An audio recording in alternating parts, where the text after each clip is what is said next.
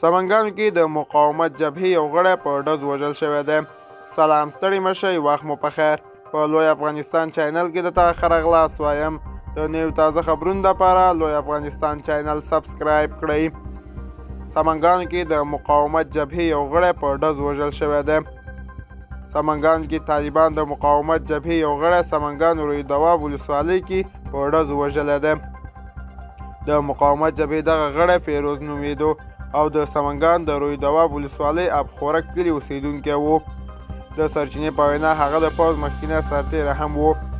یوې سرچینې چې نه غواړي نوم یې واخیستل شي هشتسوب ورځپاڼې ته ویلي چې ارباب فیروز له طالبان سره تر یوې جګړې وروسته د مهماتو د خلاصېدو له امله تسلیمېدو ته اړ شو، خو طالبان د هغه له خپلو ملګرو سره په ډز وژلی دی.